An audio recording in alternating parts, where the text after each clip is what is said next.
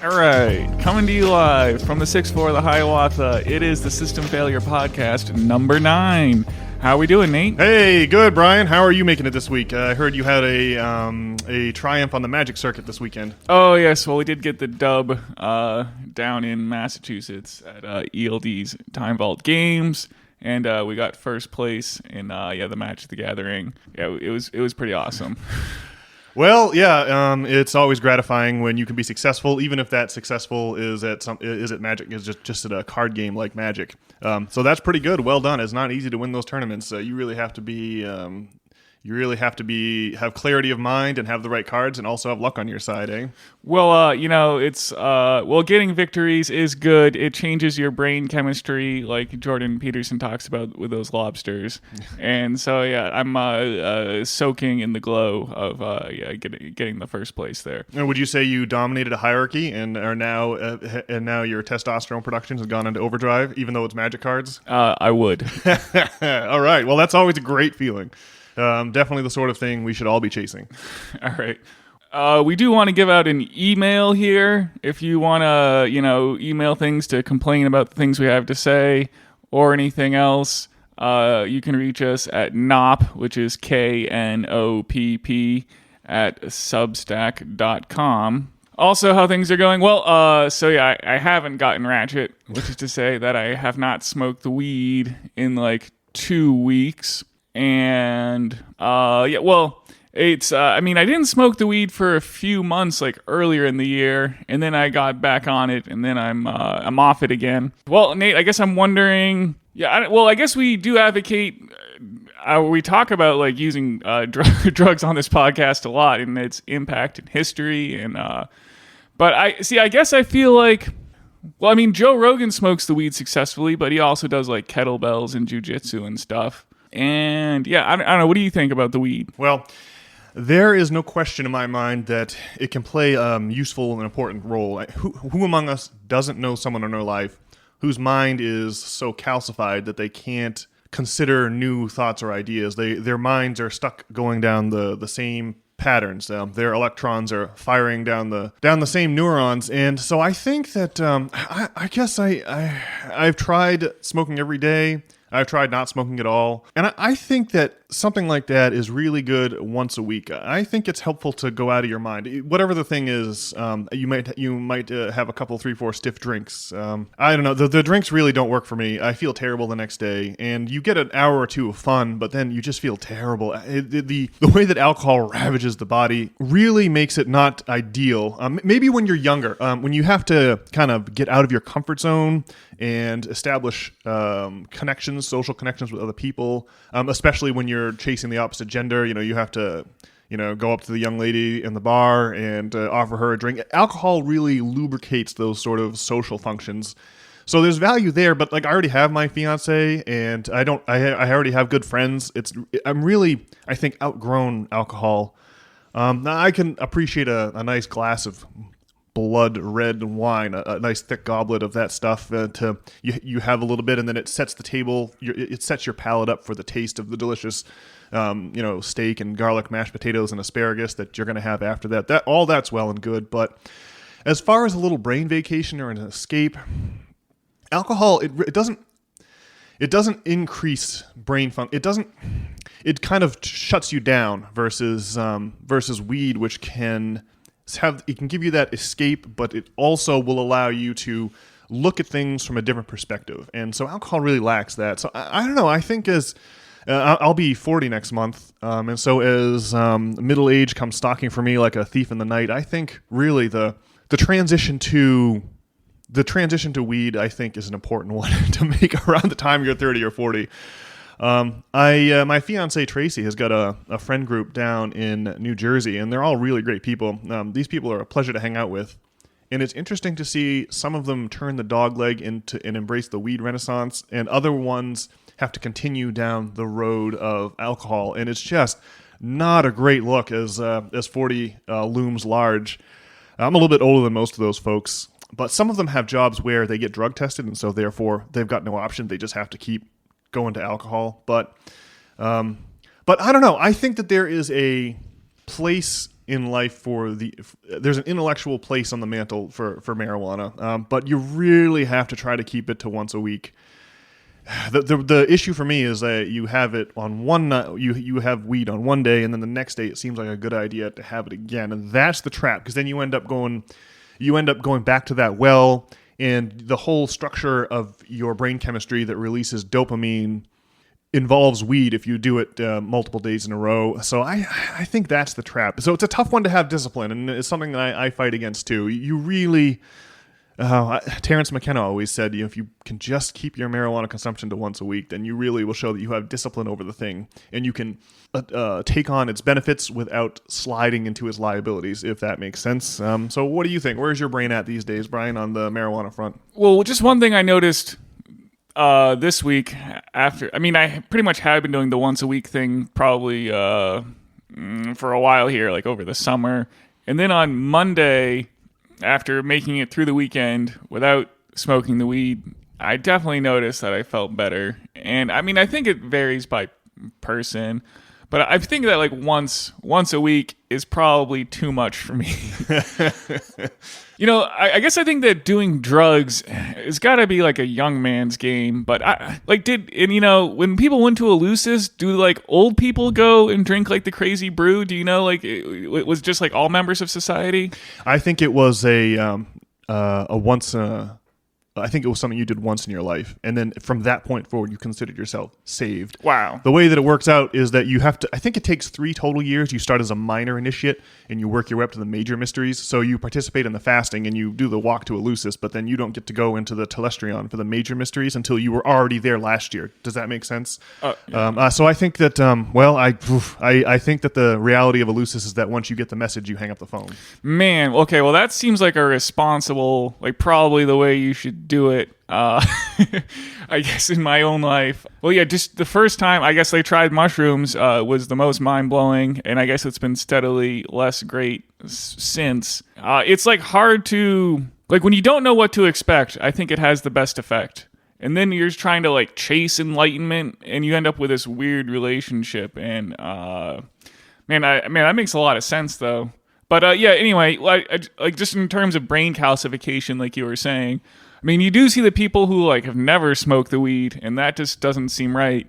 But just as I get older, I'm not really. I guess my opinion right now is that doing drugs is a young man's game, and probably something that you should do.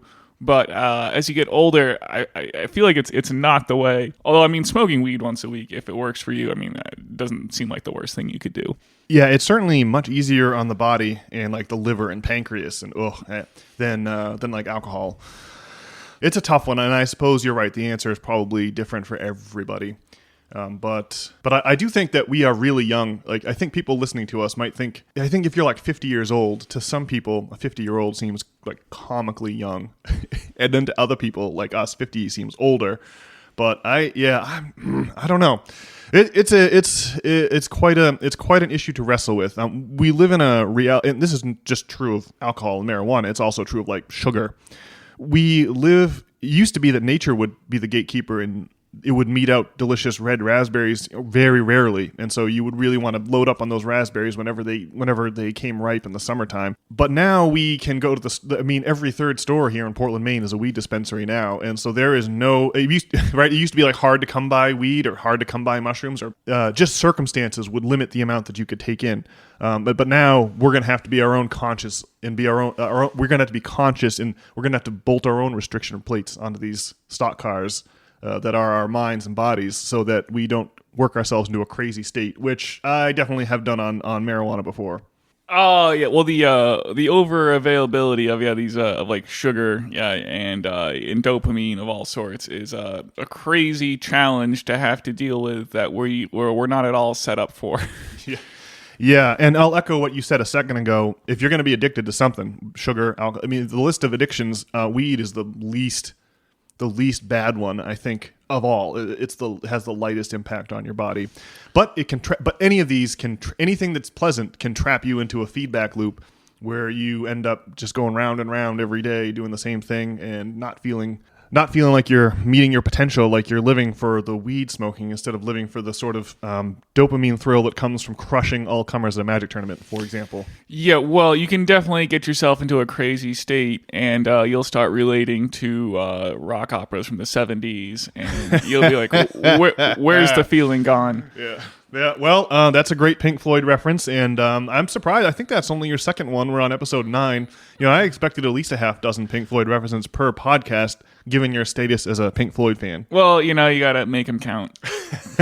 All right, very good. Well, is that all you wanted to say on the weed front? I think that's pretty much all I wanted to say. What have you got? Yeah. So what do I want to talk about here? Joe Rogan? Yeah. So yesterday, a JRE dropped with British comedian Jimmy Carr on it, and when I started listening to this pod, my mind was blown. Now we talked a lot about the Messiah on the last pod and where we might expect the Messiah to come from and what that looks like, what the arrival of a savior might look like. And Jimmy Carr blew my mind. He was comparing the likes of George Carlin and Richard Pryor to like John the Baptist. And that really got my brain going. I was like, you know what? When you see the old pictures of Christ standing around, he's usually propped up on some rock with a lamb in his lap. How many times have we seen these paintings? And there's the people in old-timey Palestinian garb, hanging out, list hanging on its every word as Jesus expounds on this or that mystery of life and creation and existence. The pictures that I'm talking about? I sure do. Yeah, well, I mean, so what we're really talking about is everyone sitting around listening to one person talk about the things you're not supposed to talk about, the unsayable things, the things the authorities don't want you speaking of. I really wonder if like stand-up comedy is not our modern version of the sitting around in the open-air church and listening to the Savior prattle on. Maybe we should expect the Savior to arrive via the stand-up comedy renaissance that has been going on since the mid-2010s with the advent of the Netflix comedy special and the explosion of all of the comedy pods, the Joe Rogan Experience being the quintessential example. That really is interesting. What do you think about that, Brian? Well, I guess I feel that the podcast itself, a lot of comedians do podcasts, and I think I hear the most interesting ideas on podcasts. The actual comedy, I guess I find sometimes underwhelming, although, sometimes you hear some people say some things. People get pretty upset at, I guess Dave Chappelle caused a big hubbub with his Netflix specials. But, the things that are being said on podcasts really cause a big hubbub, you might say. Well, think about this. Laughter diffuses discomfort. Oftentimes we have this laughter response to the absurd or the uncomfortable. It's a way of lowering the tension in a tight situation. How many times have we watched those? It's comedy special after comedy special from the great Bill Burr. He's saying forbidden things about women. And people are laughing because it's uncomfortable because these are the things you're not supposed to say. And I really think that there is a relationship between comedy, the ha-ha response, and the oh my God, he's saying the thing we've all experienced, but which you're not supposed to bring up in polite conversation. And I think that's exactly what was going on. At least that's what the stories about Jesus really are. He was saying things that the authorities were going to put him to death for. So I imagine there was probably a lot of uncomfortable, a lot of laughter and to diffuse the discomfort hanging in the air after, Jesus would make this or that pronouncement about how we are owed a debt forgiveness from holding up that scroll, the old book of Isaiah, which calls for a debt forgiveness according to the 25th chapter of Leviticus. Obviously, the Roman authorities were pioneers in not forgiving debts, and saying the things that Jesus was saying are the things that are likely to get him executed in gruesome fashion in public. And so I would imagine that titters of nervous laughter would be part and parcel to the ministry of Jesus. So old Jimmy Carr really had my mind spinning with his simile there on the JRE. So Bill Burr, probably his number one talent, I suppose, is talking about women and making jokes about it. That's really what he does best.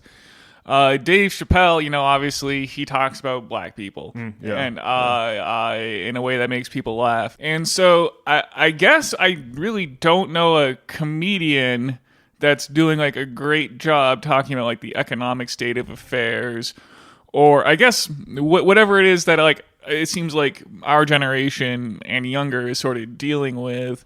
But I guess you'd have to think it's going to happen. I guess if you're trying to get into comedy, that's what you'd want to say something about, right? Maybe we should be going to open mic night. There's open mic every Sunday down at the Free Street Bar. What used to be Bingo's here in downtown Portland. Yeah. Every Sunday night they have. Maybe we should go there and start talking about rates of return and things like that. I'm sure it would get quite a cheer from those sparse audience. Homeless people and debt jubilees.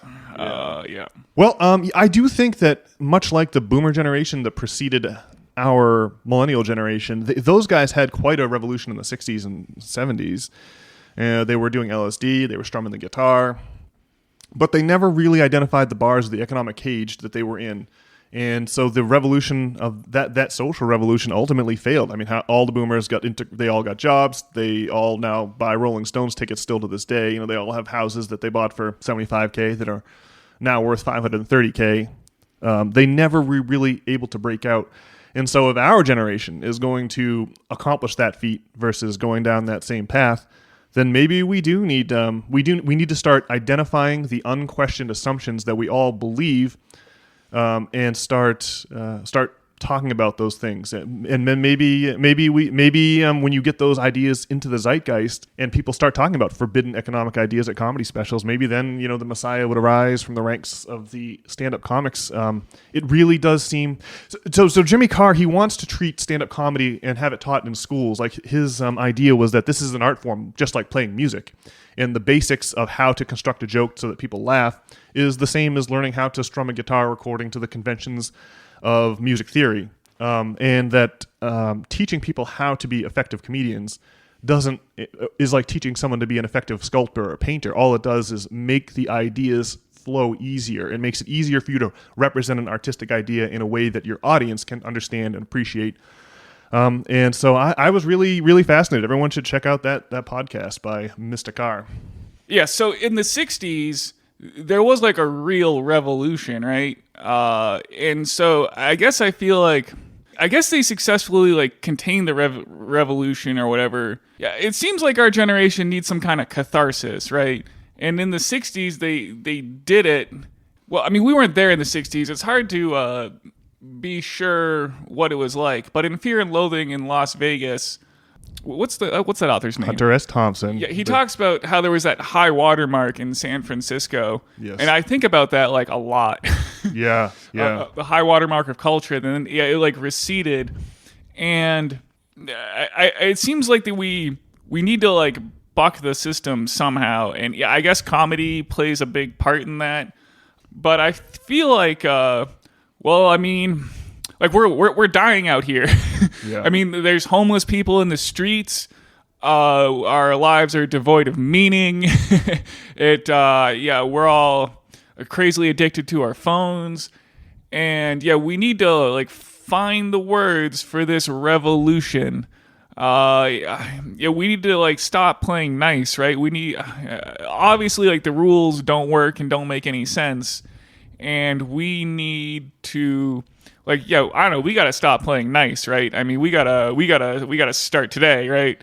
Yeah, absolutely. I love the way you put that. That makes me think. Now, I would like to now set the historical table, because I think that the 1970s was the end of a long period of revolution. The 1970s was the end of A New Hope and the beginning of The Empire Strikes Back. And so we've got we've got to wind down The Empire Strikes Back and get on to Return of the Jedi, and we got to do it soon. Because we're not going to make it much longer. The pot is really boiling now, and I think it's true to say that I think if you wanted to date the beginning of A New Hope, when does the first movie begin? That's probably the Industrial Revolution. That's probably all that and I would date the beginning of the Industrial Revolution to the year 1648, and that's when the Treaty of Westphalia was signed that ended the 30 Years' War. And the 30 Years' War, of course, was the culmination of the Protestant Reformation. And in 1648, it was decided that the Pope, the Church, the Vatican, would no longer be elevated above the crowned heads of Christendom.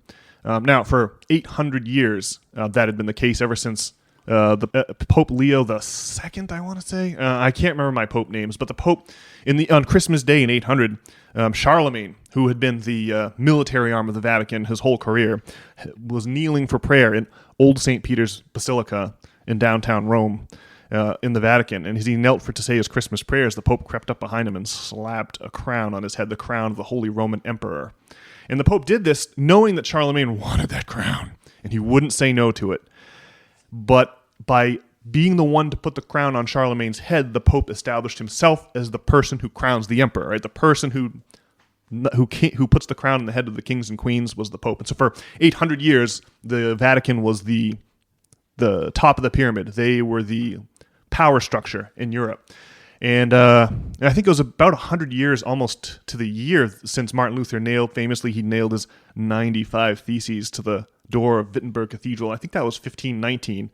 And I think it was 1618 when the beginning of the 30 Years' War happened. And the beginning of the 30 Years' War, and this is what your comment made me think of, was a little incident called the Defenestration of Prague. You see, the good people of the Bohemian Estates, when people come around and tell them what religion they have to be, they have this tradition called the Defenestration. I think that there's been 3, maybe 4. There was an incident in World War II when they chucked... when I think it was a Nazi... during the occupying Nazi army, I think they chucked someone related to that out the window, if you want to count that as a defenestration, but that's what it means to throw someone out the window. And so the most famous defenestration of Prague, as I mentioned, occurred in 1619, and that's when Catholic emissaries from the emperor, the Holy Roman Emperor, who ruled Bohemia at that time, arrived in Prague to tell them that they had to be Catholic and they couldn't be Protestant. Obviously, a great many people were annoyed at the church. The printing press had come round, and the printing press had exposed so many of the church's crimes and so many of the things that they, so much of the contradiction between the splendor and wealth of the Vatican versus the poverty and the anti-rich message of Jesus that's contained in the Bible that people could read for themselves. So the story goes, these administrators arrived at Prague Castle, and when they made their pronouncement that the people of Prague will not be permitted to embrace Protestantism, you'll be Catholic, just like you always have been instead, they chucked these people out the window. And one Protestant fellow, too. There was 2 administrators and then another Protestant fellow. I don't know what he said to get himself chucked out of the window in the madness, but he did. They landed in a massive dung heap. I actually got the chance to go to Prague Castle and to check out the actual window.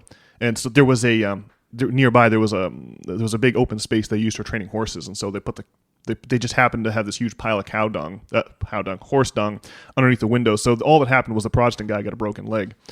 But when the Holy Roman Emperor found out that his representatives had been chucked disrespectfully out the window, well, then the war was on. The Habsburgs sent a massive army to occupy Prague, and that touched off an insane conflict that consumed all of Europe. And it wasn't it's easy to think of it as Protestant versus Catholic, but there was really more. So, for example, the Catholic French were on the side of the Protestants. So there's the whole 30 Years' War reorganized Europe, and it gave birth to the modern idea of the nation state. Now countries have international borders, and the Pope's not allowed to cross those borders anymore. We don't want the Pope sending representatives around to tell us what religion we have to be. And that's what you just said, that we got to learn to put up our middle finger. Our generation's got to get better at that. And we might look to the defenestration of Prague as a prime example. So that's a new hope. It was what you're saying there. Yeah, I think the new hope begins with the defenestration of Prague and the 30 Years' War. And look, the revolution was on. America was a part of it. There was the revolutions of 1848, in which virtually every European country had a socialist revolution in the same year. There was Andrew Jackson, who paid off the federal. And this will lead us into some real economics. Andrew Jackson, who ran on the campaign slogan "Jackson and no bank." I think that's what it was, something like that. And of course, it is said that Old Hickory's famous last words were that, "At least I beat the bank," as he drifted off into eternity. Yeah, that's awesome. Yeah. And the revolution continues. There's old honest Abe Lincoln. No one talks about him. When old honest Abe Lincoln, everyone thought the American Civil War would just be a couple of weeks. We've heard that one before.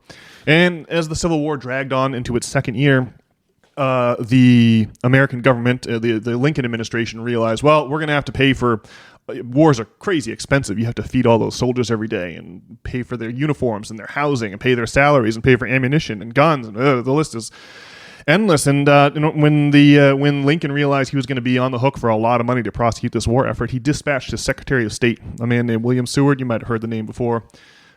Seward was the guy that bought Alaska off the Ruskies, and they called it at the time Seward's Folly. Anyhow, this guy Seward, he's out. He goes to Europe, and he appeals to the banks, the European banking houses, for a loan, so that the U.S. government can then prosecute their war effort.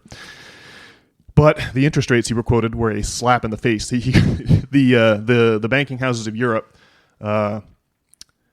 quoted him outrageous interest that Lincoln just couldn't accept. So what was the solution? Lincoln printed up the little thing called greenbacks. And declared them legal tender and used that to pay for the war. That's a good way to not play by the rules. Yeah, exactly. You got to put up your middle finger and let it linger. Isn't that the Eminem lyric? And then the revolution continued. Teddy Roosevelt, with his trust busting, he would go around and whack at monopolies like Standard Oil. And the revolution continued even after that, to the time of FDR, when I think we've mentioned on this podcast before, but the legislation increased the tax rates on the rich to pay for the New Deal, which was another it's crazy expensive. For the first time, you have unemployment insurance and Social Security and massive public works projects like building the Hoover Dam or the Golden Gate Bridge in San Francisco. That was expensive, and they soaked the rich to do it.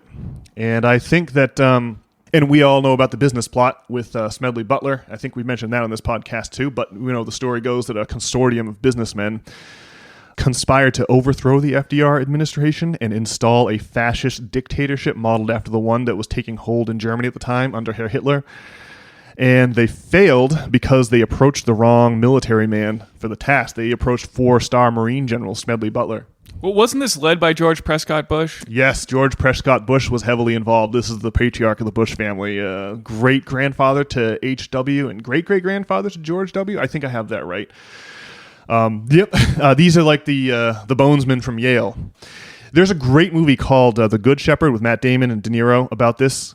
Highly recommend watching it. It's the transition of the OSS, which was the American spy outfit during World War II, how that got turned into the modern CIA under the Dulles brothers, and that really became an arm of the wealthy to enforce the program they couldn't enforce during the business plot of the late 30s. They came into conflict. There was a power struggle in the early 60s, famously. They came into contact with Kennedy.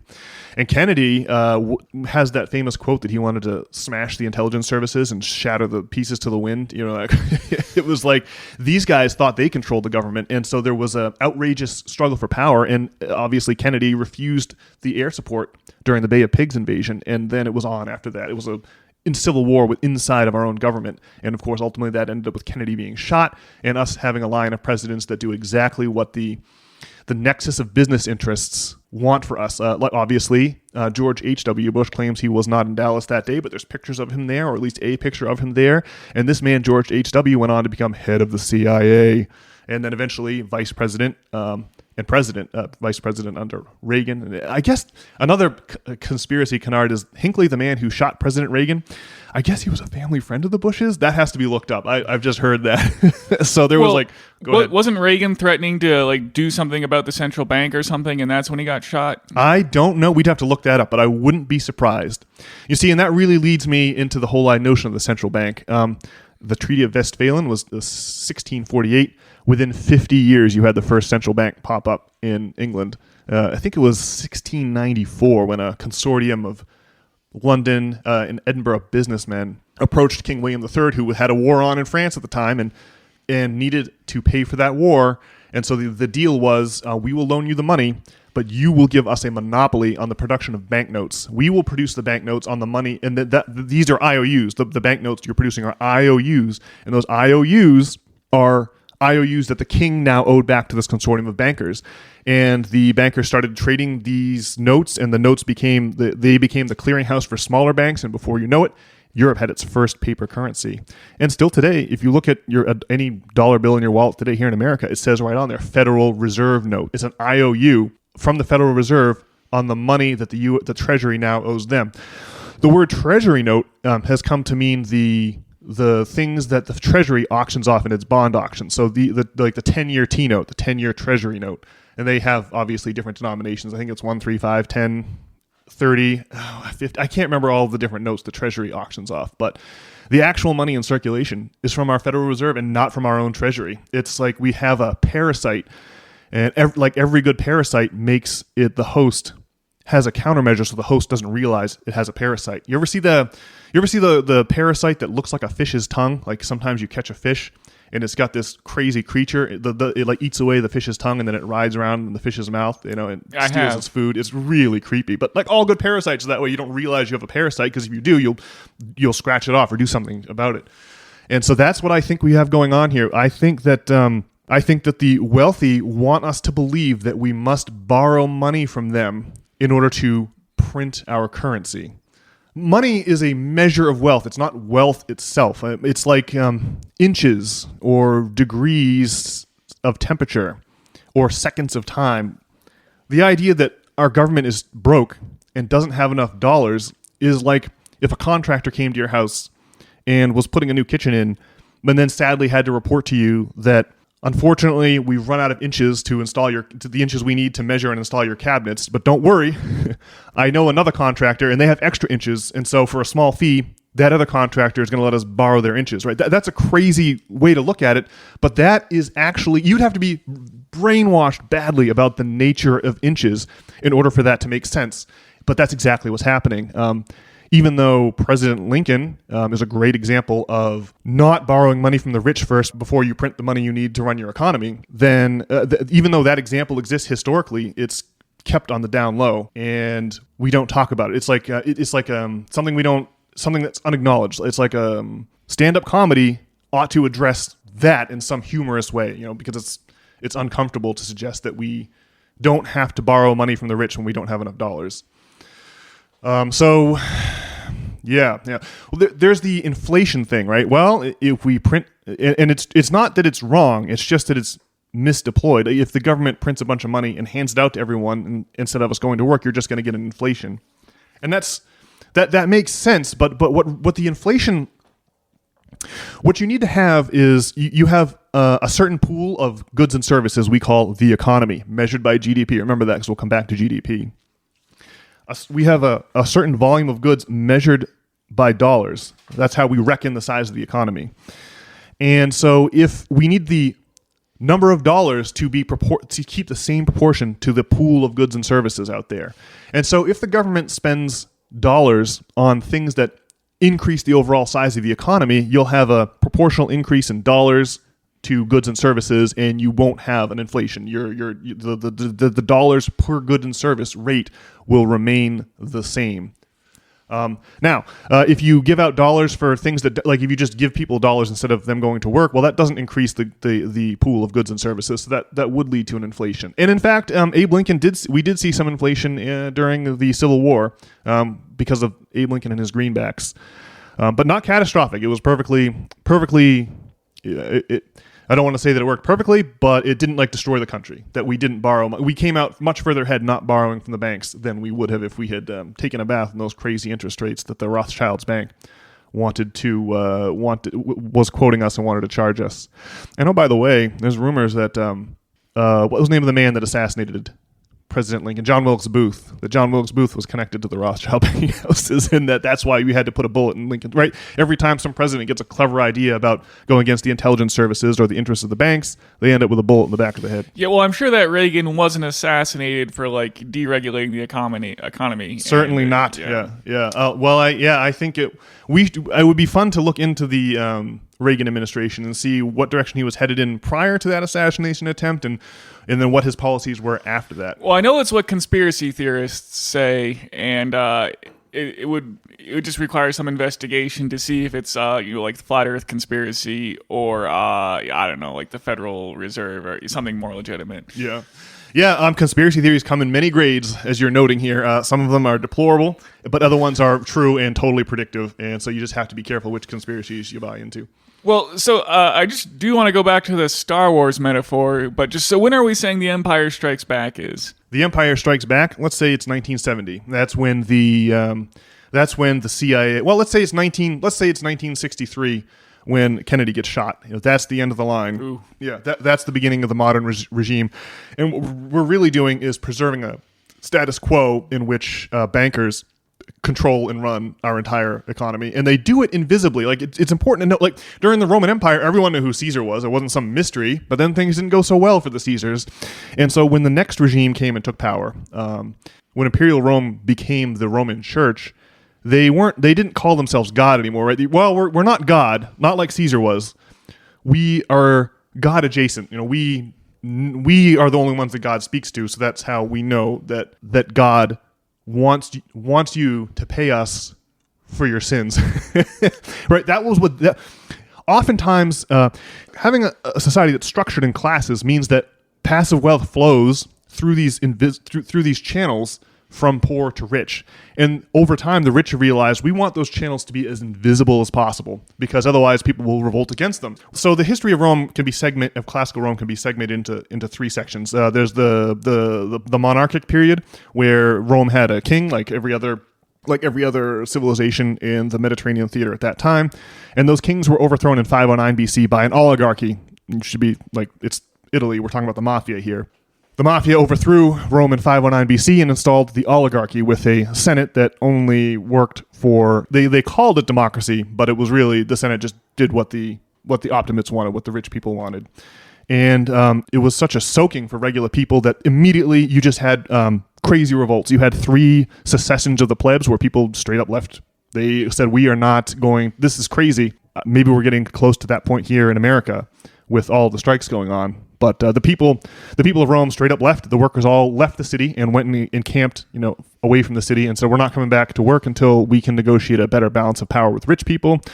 After the first secession of the plebs, the rich said, okay, you can have a tribune of the plebs, a person who is your representative. But then the rich ignored that, so 50 years later there was another secession, and a few years after that there was another secession. Or there was the Servile Wars, which were absolutely nuts. The first 2 took place on Sicily. The first one, you had like a religious figure take over, immobilize all the slaves, and start fighting against the Roman army. The second one was also on Sicily, which was much bigger in scale, when like all of Sicily was up in arms against the Romans had to again send a general with armies to like put down this revolt. And but the third Servile War is the one with Spartacus, and that one was absolutely nuts. So many slaves joined Spartacus's army that he had to start turning away. He had to say, we have way too many, our army's way too big. And they kicked the ass of Roman army after Roman army after Roman army until finally, I think it was Crassus, who would later go on to found the first triumvirate with Marius and with Julius Caesar. Crassus was finally the general who was able to put down Spartacus's slave revolt. And it was because his soldiers stopped having discipline and stopped doing what Spartacus said. His organization was too big to manage, and so his army got divided and was off conquering and pillaging where he told them not to. And but that army was like marching up and down the Italian peninsula, and the only reason that Spartacus didn't take Rome was because he knew he couldn't hold it. He could take Rome, but he didn't have any way to administrate it with his army of slaves. But the point of this whole story is that the history of Rome is the history of revolt after revolt after revolt after revolt. You're asking when did A New Hope really end? And I think the first movie of the trilogy really ends in 1963 with the Kennedy assassination. And we've been living in a bizarre shadow world ever since. I don't know. People don't seem like. Here's a good example for you. The rents. You know how the rents are all increasing. We count those rents are included in GDP. like the amount of rent we're all getting here at the Hiawatha getting hit with a 10% rent increase next year. Well, that's going to increase the GDP of the country. Think about how fictional that is. That's not productive. The GDP really is a propagandistic measure if it's including rents that are being inflated just because the landlords can inflict their will on us. It'd be like if the Chinese gave out put all of their students on $100,000 worth of student loan debt. If they and they add all that to GDP, right? What we're talking about here is a distinction that had historically been made, that is now forgotten about. The distinction between earned and unearned income. We shouldn't be counting unearned income. This is unearned income is interest payments, monopoly rent, and regular rent. These 3 things have been counted as part of GDP since the late 19th century, when the rich people got their hands on the institutions of education and started affecting the field of economics and making it more of a priesthood and less of a science. John Stuart Mill and David Ricardo and Adam Smith, these guys looked at capitalism and were amazed. They were like, this is incredible. We can get rid of the old medieval world, or the kings who the kings, our nobility, the princes, the bishops, the dukes, not the bishops, the barons, the dukes. All these guys are the descendants of crazy people who bashed in skulls and conquered the European continent. And now we all have to pay them rent. But the factory owners who are now amassing wealth under the Industrial Revolution post 30 Years War, those guys have an economic incentive in the political sphere to get rid of those high rents, because they have to pay, in order to get workers to come to their factory every day, they have to give the workers enough money to pay their rents. Otherwise, the workers won't be able to show up for long. And those inflated prices charged by the ancestors, the heirs of the warlords who conquered Europe, were a non-starter. And so all of right up until the time of Karl Marx, whose final two books, Capital Volume 2 and 3, were published in 1892 after his death posthumously, as I mentioned. These guys all saw capitalism as this revolution, as this revolutionary force which would get rid of the feudal monarchy. In a lot of cases, it did. But that revolution, 1892. This is the time of John Bates Clark, the time of Teddy Roosevelt. That revolution has been successfully arrested in the wake of World War II, when the American and the Western spy agencies from that war got married to the legitimate and illegitimate businessmen. You have this triumvirate between the intelligence services, the legit businesses, and then the illegitimate businesses, the mafia, the underworld. And this was the alliance, this three-way alliance, of course, with the people that shot Kennedy in '63. And so here we are, wandering around. Everyone knows that things have gone horribly wrong, but no one has the language to enunciate that issue, to enunciate the root of the issue. And maybe, stand-up comedy, if we could make it funny, if you could make it enjoyable for a crowd to listen to, maybe we should look to stand-up comedy as the as the realm which is going to birth the new Messiah, as mentioned earlier. Well, we're just so, culturally bankrupt. I mean, just the boomers, they had, Led Zeppelin and Pink Floyd and the Beatles, and we've got, mumble rap. I mean, we got people doped up on Xannies and just going into the microphone. And we're just so culturally bereft. We obviously need to recognize the parasite, on our tongues, like that crazy fish. I don't know, I want to talk to boomers and be like, man, you were alive in the 60s? I think they just don't understand the lack of cultural catharsis. It would be crazy to live through something like that. I feel like that the fact that boomers lived through the 60s and we have had nothing like that. There's this chasm in understanding in dealing with our parents' generation and whatnot that they just don't understand. And man, we need to the culture just has to be better. We got to stop playing by the rules, like I was saying, and we gotta have our cultural it sounds like Mao's cultural revolution, which I guess was not a good thing, but we just gotta be identifying the parasite. We gotta talk about it, and we gotta our culture just has to get we gotta focus on this issue, and stand-up comedy seems like a great way to do it. I really think you've hit upon it, talking about Led Zeppelin and the Rolling Stones and Jimi Hendrix and Janis Joplin and Bob Dylan, right? Art is what you're talking about, right? We've got to work on showing each other the insides of our heads.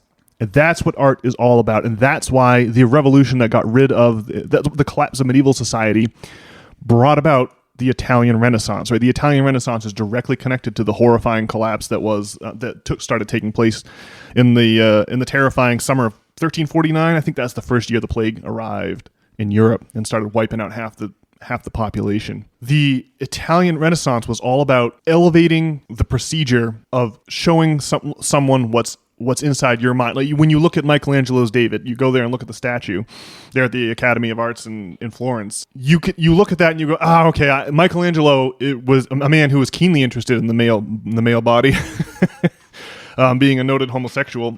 He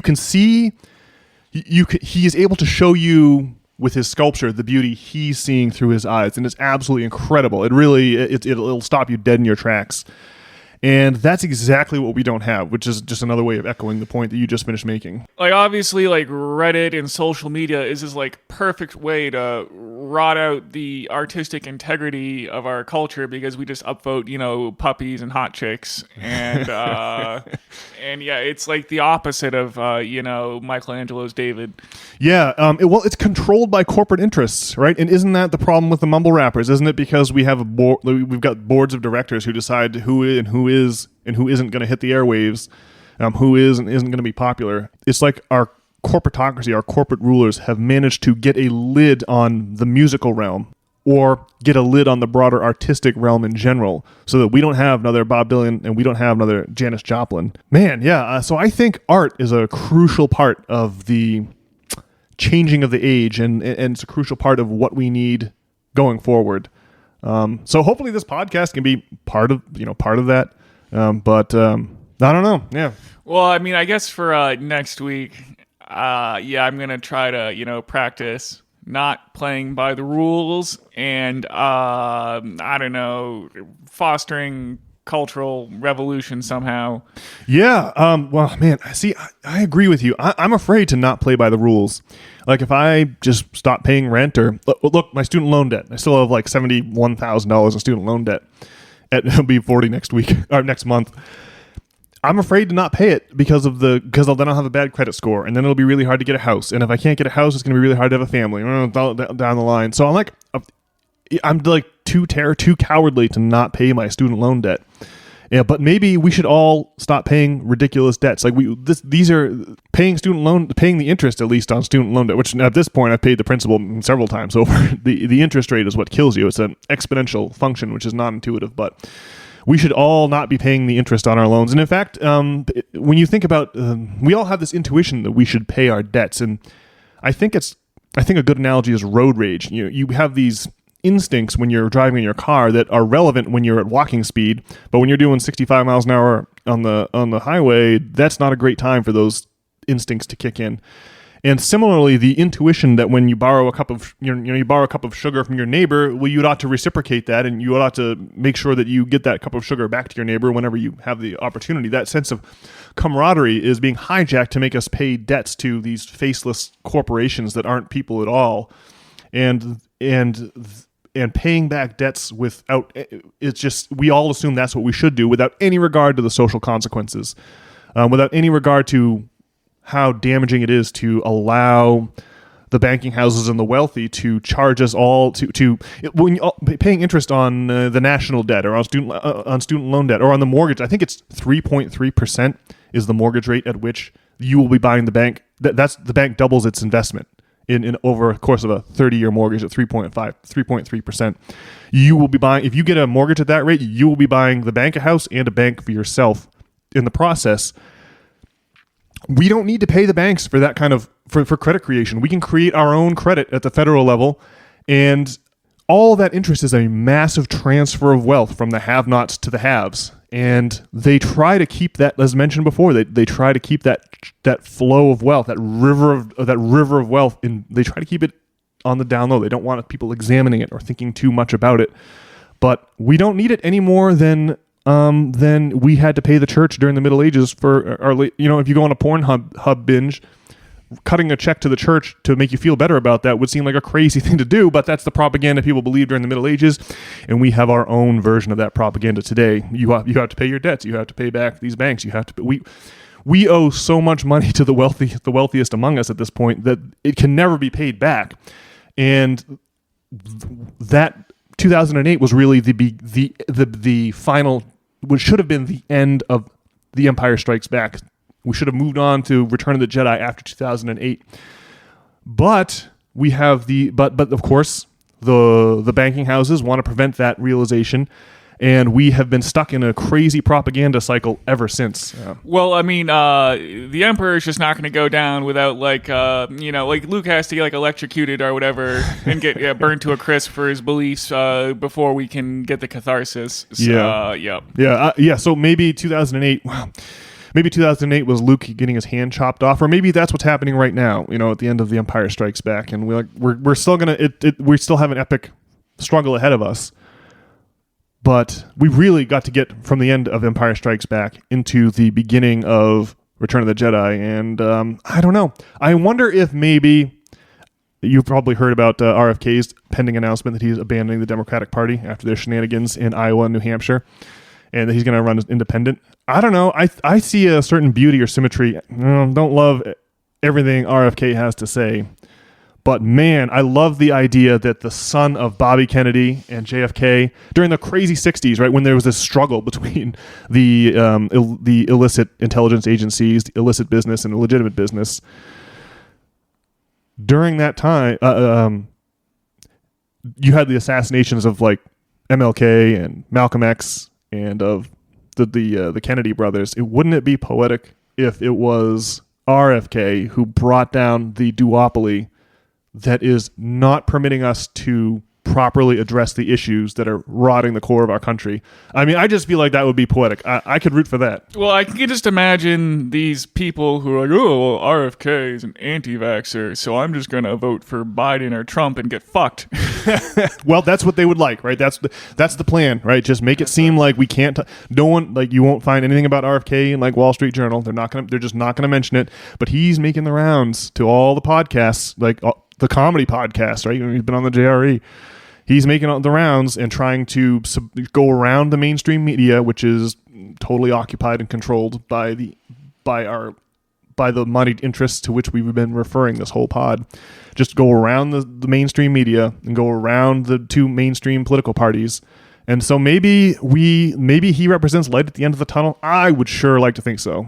Well, if you're an RFK skeptic, besides his stance on vaccines, if you just don't listen to that, he seems like overwhelmingly reasonable. He's like an environmentalist, and he just says normal things, and the controversial thing is this anti-vaxxer position. And it's not like he says you can't get vaccinated. I mean RFK, voting for RFK or over Biden or Donald Trump is like the easiest layup of all time. It should be. Hopefully that's the choice we get a year from now in 2024. I do think one final thing to mention on this front, the war on drugs and control of medicine and political control are all fronts in the same exact war.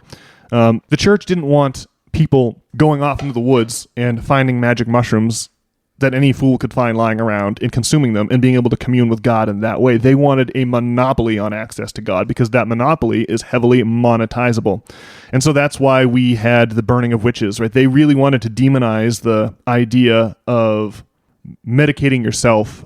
So there really is, there's always this connection between authority in medicine and authority in religion. They're usually only recently are doctors and priests different things, right? From the witch doctor right on up through the priests of the Middle Ages, doctors and clergy, there's no distinction. They're the same thing, and we're still fighting that war today. There is a certain amount of faith or religion that goes with medicine, and we have to appreciate that. We don't have a good understanding of how the human body works. I've been very frustrated with doctors in my time trying to go get help with my, like, for example, I have this shoulder injury, and none of the doctors will admit that they don't know what they're talking about. If they don't know, they won't admit it because they love their position of authority, or they like to think of themselves as authorities, or they like to think of themselves as smart people, right? Well, look, I think this says it best. You know, the four doctors of the church. If you go to St. Peter's in the Vatican and you go to the altar that's at the front of the church, they have the throne of St. Peter, which is an empty chair, and then around it are these fantastic sculptures. I think by Bernini. I can't remember who did the sculptures. They're the four doctors of the church. St. Jerome, St. Augustine. I can't remember them all. But the church has doctors. Right? You really have to realize that faith in the medical industrial complex is a religious proposition. These people like to hide behind science, but they don't. These people. This is religion. So that's the point I will make on that. You mentioned RFK and being able to, and not liking the things he said about the vaccine industry, and you just have to realize that that is within the purview, within the magisteria of religion. Medicine is. So it has always. The war on drugs is part of that. Also, what sorts of medicines are acceptable and what sorts of medicines are unmentionable, like the mushrooms. Well, I guess on that note, we'll abandon the religion of whatever it is our state has going on. Yeah. For next week, we'll try to not follow the rules and work on change here. Yeah, I'm going to be on two-part working this week, and one is how I can best show people the contents of my head, and how, we can call it art, but then also how I can have less respect for the rules than I do. Those seem like good things to accomplish. Yep. Yeah, buddy. All right. Well, let's watch us some football, and we'll wish all the listeners out there the most delightful week possible. And please do send us an email at nop@substack.com with your thoughts. We would love to have them. All right. Sounds good. All righty. We'll see you.